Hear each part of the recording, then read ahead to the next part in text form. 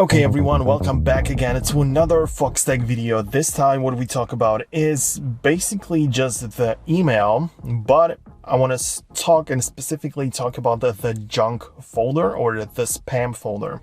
So it is the folder where if you open it up, you will see that they are usually like emails which are not something or not really of big importance, usually spam, like you know the definition, but how can you find it inside of the mail app? Like on the iPad, if you use the stock built-in blue mail app from Apple, if you open it up, what you can see, I am already inside of my junk folder, and usually the things in here are like, as you can see, it's just like random jokes. I don't even know like what that is, but the way to find it is by going to the left panel right there and just scrolling through all of the options. So if you, for example, have it closed like this is my email address, so I can click on it, and there are sections like drafts, sent, junk, trash, and all mail. Like these are the options. You can also edit them if you want to.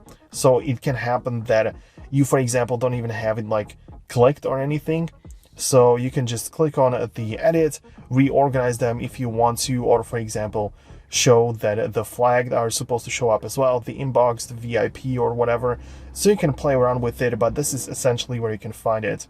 So yeah, you can see this are the places. So hit it done, and the junk folder is still gonna be there.